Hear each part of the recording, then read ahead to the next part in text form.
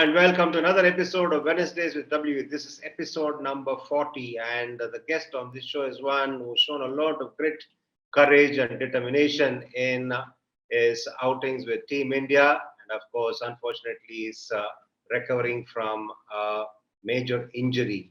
But I'm sure he'll be back shortly in the first class circuit, and he'll pile on runs to ensure that he makes a comeback into the Indian team as well. The guest I'm talking about is none other than Hanuma Vihari, and who will forget the heroics on the famous Australian tour that we all witnessed from him. It's my pleasure to present to you Hanuma Vihari. Hanuma, good morning, all well? Good morning, sir. I'm good. How are you? I'm fine, thank you. Mothers are always great influences in everybody's life, but in your case, she must have been extra special. She must have been a great inspiration to you. Yeah, she's done a lot of sacrifice. From the childhood, I've seen her sacrificing a lot for us, for me and my sister, especially for me because I used to play sports, and my sister she was into education. For me, she used to come for every game, and she used to be there as a support, especially when I started playing cricket. And when I lost my father, also when I was 12, it was double hard for her to manage household things and also managing my uh, cricket. So she's been extra supportive to me, and she's the reason why I've come so far in cricketing terms. Where I've reached in cricket. I'll give all the credit to her, and she sacrificed a lot early on in my cricketing journey, and that's the reason why I've been successful and I've played for India. Yeah, you've been a great son. You made her proud. Now, going back to that tragedy that you endured at the age of 12, it must have been cruel emotionally then. But as you went along in life, as you've grown up, what is the hangover that it has left in your life? Then I didn't get to terms with what I've lost in life. So honestly, if I after when I was 12, I knew I lost my father, but it didn't strike me then. But when I started growing up and when I saw responsibilities and when I had big milestones in life, then I realized,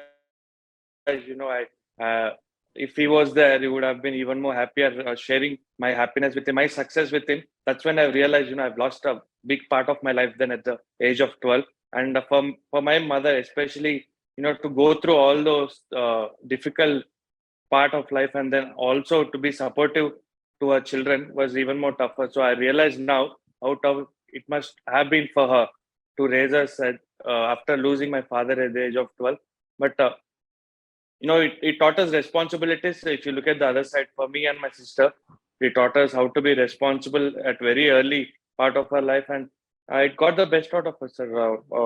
There's no positive for losing a father, but if I have to look at another side, I feel I've grown up to be responsible for me, myself, and for my family. To get a better understanding of what your mother did, what all she went through, obviously it must have been shattering for her, emotional in every which way. Financially, what was her strife like? What was the difficulty she had to endure to make you both did well in life? Actually, my father was in Singareni, so from the government, after his demise, we got a lump sum amount of 20 lakh rupees. Then my mother, what she did was she bought a land, and she prepared a wicket for me and bought a bowling machine. So she spent whole amount of what she got, but she invested in my cricket. So that's how she treated. She thought I was always meant to be playing for India. Then afterwards, whatever pension he got around 10,000 rupees. We got 10,000 rupees at that time as his pension. Then she used to spend on cricket most of the times because I was on scholarship when I was studying, and my sister also was studying. So after 25 days in a month, we used to struggle for money. We used to struggle a little bit. It went on for 4 5 years until I represented playing for Ranji Trophy. Then I got some amount. Then we were in a better state then, but for the first 4 5 years, we struggled financially to get past that month and go to the next month until we got the pension for the next month. It was a struggle, sir, but I thought it was all worth it. The way she handled herself, she never let us know that we were struggling financially. She always got us what we wanted, especially for me, for my cricketing gears and everything. For the first 4 5 years until I got my sponsor, she was always there to support. As a dutiful son that you are, there must have been times when all of you were finding the pressures of handling too many things, having to cope up with a lot of things, making ends meet. Did it occur to you at any time? It's not worth it. Let me get some job and earn some money. Uh, Honestly, no, sir. Because, like I said, my mother never let me feel that we were struggling a little bit, or she was always supportive. She did some businesses as well. Uh, Whether it was she had a dairy farm. After I played for under 19 India, whatever amount I got, she had a dairy farm. She started with five buffaloes, and she went on till 70, 75 on her own. She worked a lot. She likes to be an entrepreneur always. So she started few businesses on her own. Even now, she does trading and stuff. So she always likes to be keep herself busy. So I always look up to her as a motivation and inspiration. Whatever tough situations come, you'll always find a way. Is what I feel. And cricket was always my passion. That's the only thing I wanted to do, and I know to do better than studying or whatever other profession. So I always thought I'll stick to cricket and pursue cricket and try to get the best out of myself in playing cricket. For all those of you who thought where he gets the talent from, now you know where he has got the talent from. Obviously, from his mother. She's Yeah. handled a lot of things and she's accomplished a lot of things in all the things she's undertaken. Now, your junior level cricket, was it a smooth ride or was it tough? You had to grind it out. I had to grind it out, sir, because after under 19 India, I had a bad World Cup. Like others, where they come up from under 19 India and they get the limelight. I didn't get that limelight because I didn't have a good World Cup. Then I had to come back. I had to grind a lot in Ranji Trophy as well. But before that, also, when I started playing under 19 cricket, I got into Ranji Trophy quite early. When I was 16, 17, I got into Ranji Trophy cricket. Everything was going well, but after a couple of seasons, I got dropped. Then under 19 India was a setback as well. Then I had to come back, play age group cricket, then get into Ranji Trophy again. And then after that, once I started playing well at Ranji Trophy, then I had a consistent run. I knew if I had to play from Hyderabad or Andhra later on, then I had to get a lot of runs to be in the limelight or get that recognition to be playing for India. So I had to make a lot of runs. I had to grind for 7 years to make that India debut. So I know that hard work of how many runs you have to keep piling on year after year. Even 1 year, also you'll go back, five to six spots behind than the others. So I had to pile on runs every year to be in that spot for playing for India. Apart from all the individual pressures that you're subjected to, cricket in Hyderabad is a difficult proposition. How frustrating was it at times?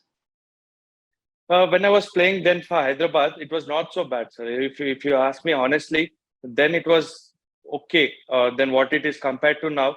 But the winning culture was not there even then. That's why I had to make a shift to playing for Andhra. I thought I made that right call. Then when I went after 6 years of playing for Hyderabad, I thought I was not going anywhere because team was not winning. I was scoring runs, but I was not benefiting, or team is not benefiting out of it.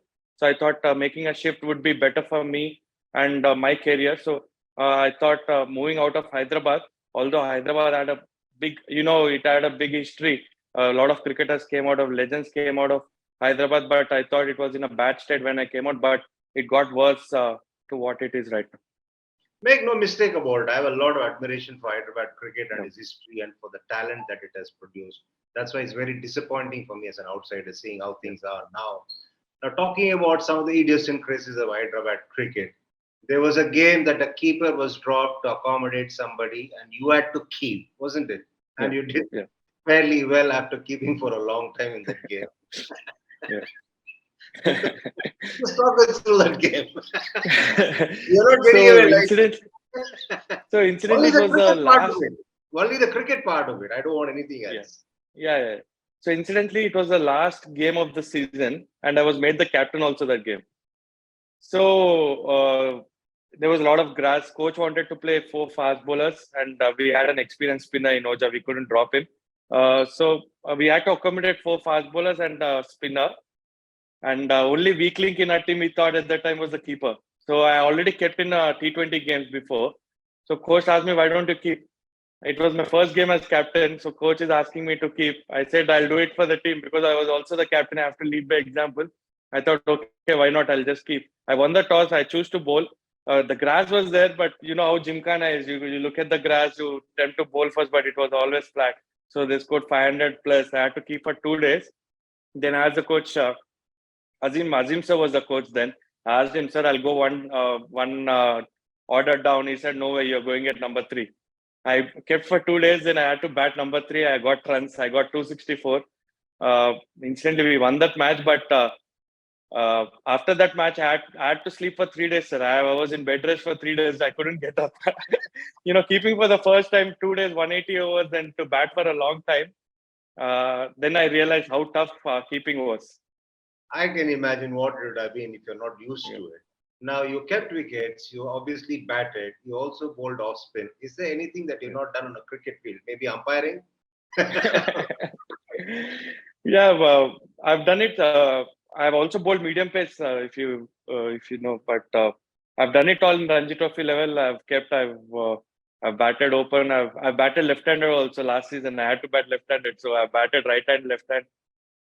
Ranji Trophy, as you know, it's a tough game, but also an enjoyable.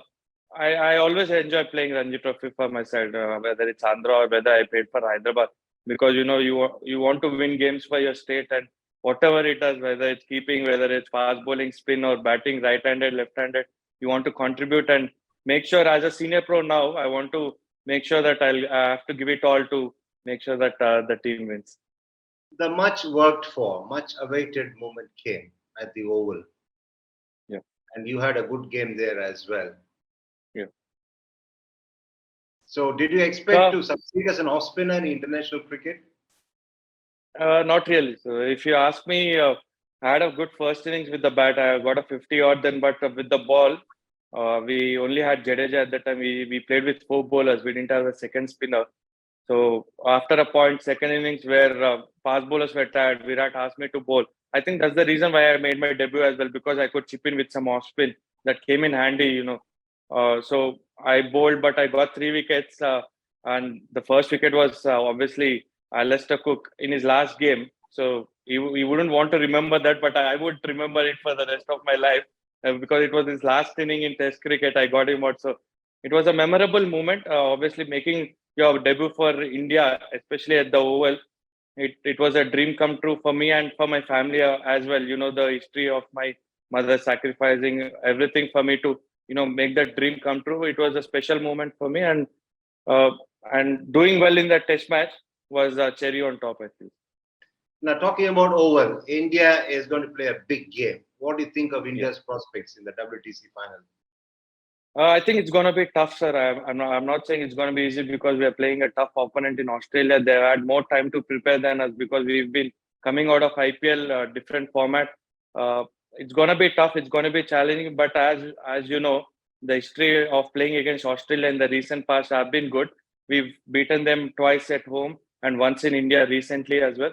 But it's going to be tough. But we've got the tools. We got the players to be successful. I know they'll give it all to make sure that we win it this time. Last time we came close, but we couldn't win it. But I feel Oval is a place where it will suit India. Out of all the venues in England, I think Oval is the best place for us. If you ask me, best bet to beat Australia is Oval. Talking of Australia, take us back to that Sydney game. That is where you endured a lot of pain. It was worth in the end, wasn't it? Yeah, it was all worth it. I can recall it is very fresh in my memory, and it will always be because we were in the chase for a long time when Rishabh played that blinder of an inning. I thought 150 runs were needed when I went into bat. Pujara and me, then Pujara got out when I went in, and then Ashwin came in because Jadeja also had a fractured finger. Ashwin had a bad back. Then I pulled my hamstring. Then we knew that we couldn't go for the chase because we couldn't run because Jadeja and then rest was all bowlers. So I told Ashwin I couldn't run. Then Ashwin told I'll bat one end and he would bat other end. And I told him, see, I'll face the fast bowlers. It's easier for me because I couldn't stretch against the spinner. I said I'll face the fast bowlers, and it was easier for him to face land. And Ashwin plays spinners beautifully. So we complemented that way, and they helped us as well because they didn't change ends. They didn't use different strategies. They thought it was walk in the park because it was a matter of time. Playing 45 overs, they thought it was a matter of time where one wicket falls and Jadeja had an injured finger, and then rest of them were the bowlers. So they took it for granted, and we just grinded it out after tea. Especially, I took an injection, and Ashwin also. Uh, he had a very bad back. He couldn't bend a Yeah, bit. So Ashwin is a chirpy character. Did that yeah, back play make him talk less, or did it make him talk more? I think it it made him talk more. So yeah, he was the you know, he was more active in our partnership. I was the quieter one. He was more active, and especially at the end, he had a chub with Tim Payne as well.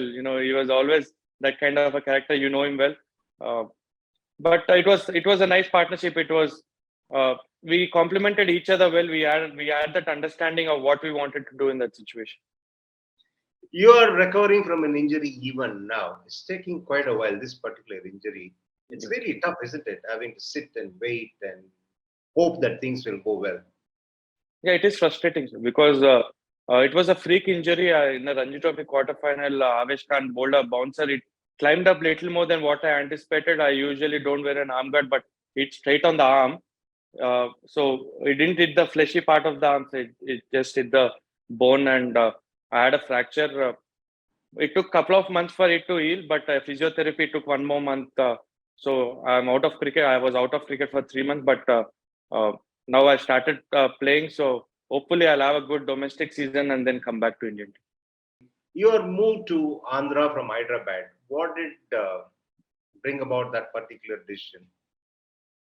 I played for Hyderabad for 6 years. I scored a lot of runs for them, but I was not playing Dilip Trophy. I was not going up the ladder. I always wanted, you know, I took a gamble. I wouldn't say a gamble, but I thought what least could happen. I'll end up as a Ranji Trophy player, even if I play for Andhra. I'll take that call.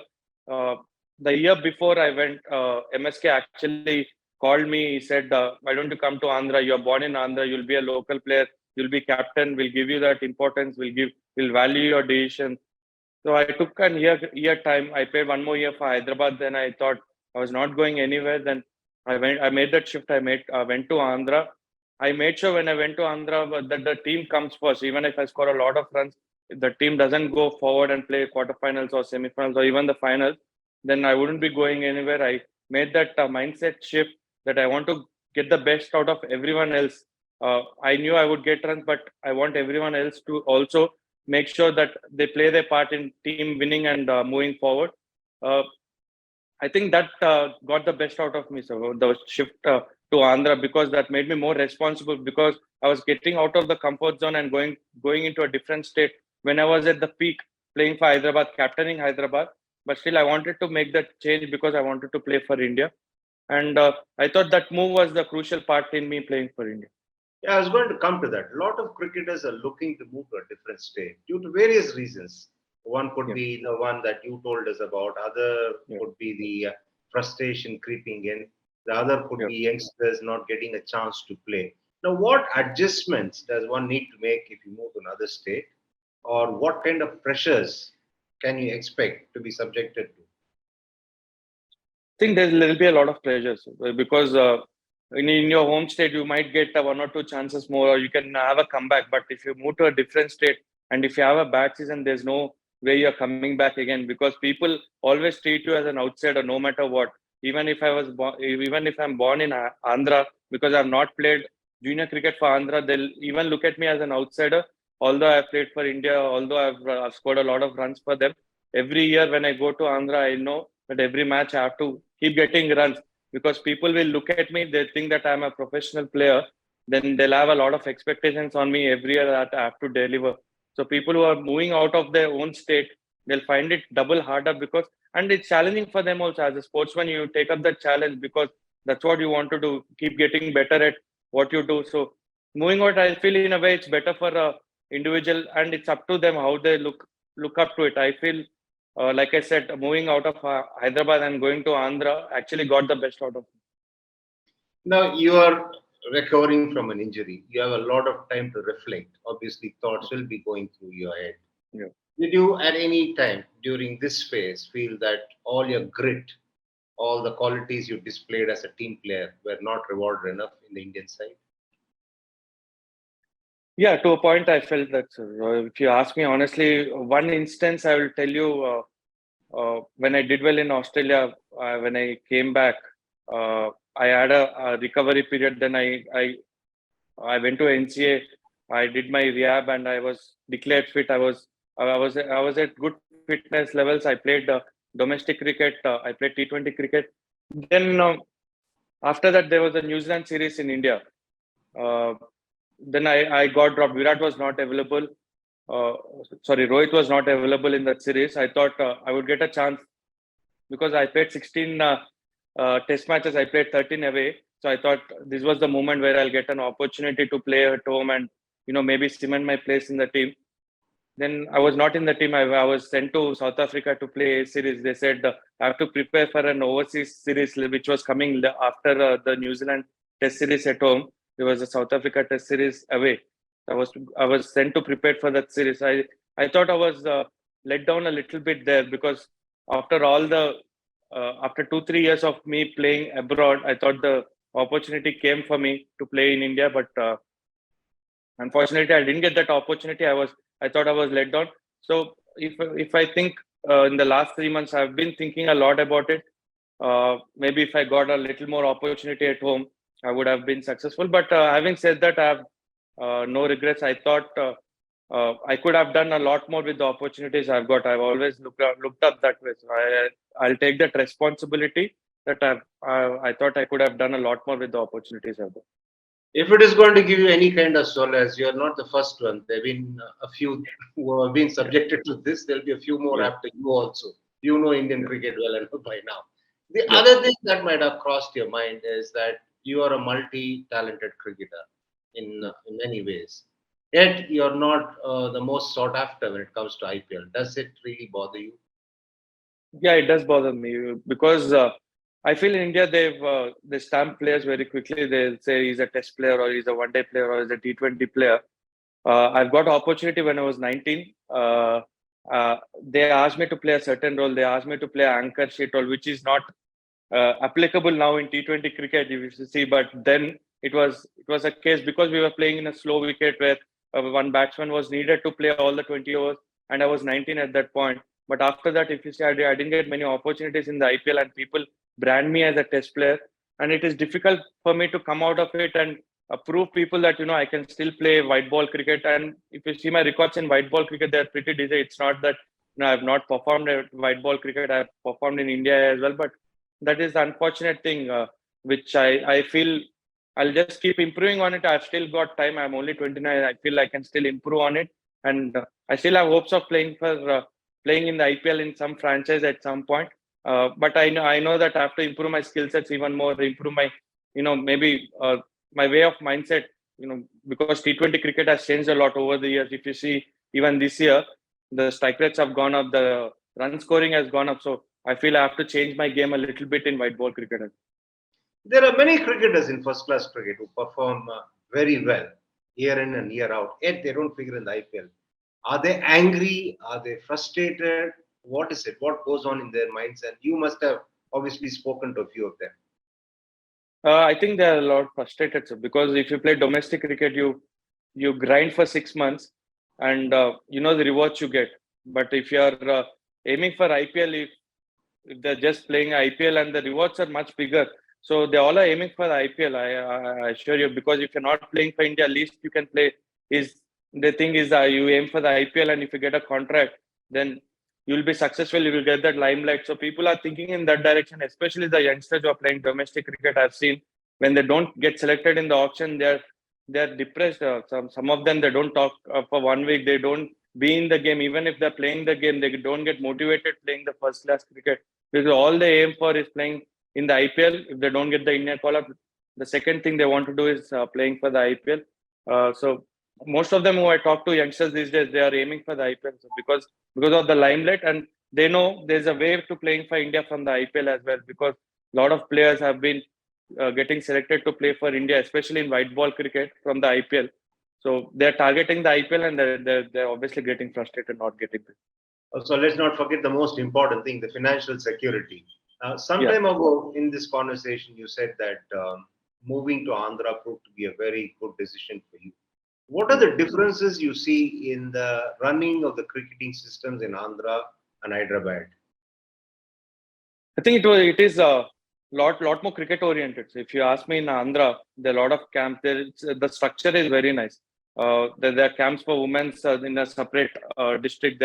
There's academies in Vizianagaram and Kadapa. So if you want to go anytime in the year, if you want to go and practice, you have facilities there. You have coaches. You have bowlers who can accommodate to you. So the facilities are nice. The structure is nice, and when you have that, the players will improve a lot, I feel. And there are a lot of players in Andhra, there are a lot of districts, so they come together before the season. We have camps. So when you have that, I feel, when you have the facilities, I think the team can get better a lot more quickly. And if you see, even the administration, they are all for cricket. They Even the APL which have come up last year, it's good for them financially. Even the players financially, and also will get better at playing white ball cricket. So the the roadmap, if you see for Andhra, it's a lot more clear. In Hyderabad, I think uh, there's a lot going on in Hyderabad. As you know, there's no one who's talking for cricket, not no one who's talking for players to come up or aiming to play for India. There are a lot of cricketers, there are a lot of talented cricketers in Hyderabad. Unfortunately, there's no structure in Hyderabad cricket right now. Like Hyderabad was always the elder brother to Andhra. Now the roles Yep. have reversed, isn't it? I was asking about the fact that you must be reflecting about the past. You must have also been envisaging the future. There could be a possibility of a few spots up for grabs sometime in the future. You must be eyeing to make one of those yours.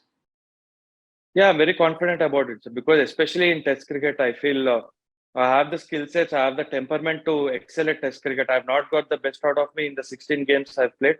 Like I said, I have not performed to what I can. To my ability is what I can say. But if I have a good, not if I have to have a good domestic season, if I have to make a comeback, I know that not just good, but extraordinary domestic season again to make a comeback for me. And I'm all up for it because I like challenges. I've been facing them since my childhood. So setbacks have not been new to me. So this is another setback, but I'm sure I'll have a good season and make a comeback because I know at Test cricket, especially for India, I make an impact top of the order and get runs for India. Hanuma, they might doubt about a lot of things when it comes to you, but not your toughness. Everybody knows you're really tough as nails. Don't worry about that. Now, Yeah. what is it that separates international and domestic cricket these days? I think international cricket is all about intensity, which I feel at domestic cricket, at some point you lose it. Teams will have that intensity, whether they bowl at you, the good teams will maintain it for maybe a session or two. But at international cricket, you get that sustained pressure every session you play. So you have to cope up with that pressure, you have to cope up with that intensity and make sure you put the pressure back at the opposition. But at domestic cricket, once you absorb pressure for a session, then you can you can dominate the opposition. So I feel domestic cricketers, if they are more consistent, if they can pile up pressure, good teams like Mumbai or even Madhya Pradesh, I felt when we were playing quarterfinal, why they were champions last year was I feel they were sustaining that pressure. Saurashtra, to a fact, they're quite disciplined.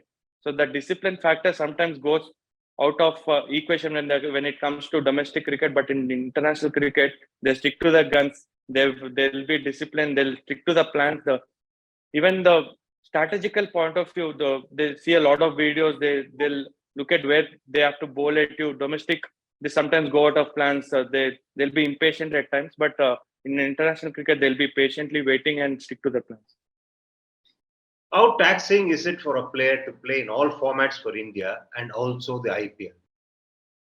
I'm sure it will be a lot for the players, sir, because I've not done that, but I can't tell you with experience. But I've seen players. I've spoken to players. I've spoken to Virat, especially. Uh, I think staying away from family is a big thing for them as well because sometimes the family travels with you, but feeling and staying at home is a different thing altogether. I think that's the thing they'll miss the most, and especially because of the IPL, the schedule is very tight for them, and it takes a lot mentally as well, not just physically. The mental toil is always there. That's why I feel the players are breaking down very quickly, even especially the bowlers. If you see. I think it's taking a lot of toll on them, and even the batters also, they can't be at the same level consistently because of the mental toil they go through throughout the year. There are some apprehensions that the T20 format will end up cannibalizing the traditional format. Do you agree with it? I think I agree, sir. Over the, I think next 4 5 years, T20 cricket will take over. Unfortunately, it will take over the world cricket. If you see the franchisee cricket, I think it will go the football way. If you ask me, there'll be a lot of franchisee cricket, and internationally, I feel there'll be World Cups or Test championships.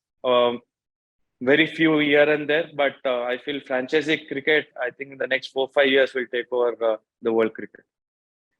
So obviously, a lot of changes are in store for all of us, be it cricketers, be it people who followed the game or involved in various other capacities. Now, if I were to ask you to wind up, if there is something that you desperately want to achieve, either in cricket or in life, what would that be? It's a tough question you asked me, but one thing I want to achieve, not desperately, but I want to achieve is winning a Test championship for India, which is happening today in the final. I would have rather be at the Oval than talking to you, but I want to achieve in the next few years, maybe the next Test championship. I want to be there, not just as a, like I did in City, being a support or being a contributor for the team, but I want to win matches. I want to dominate and win matches for the team. So that I want to do it in the next few years.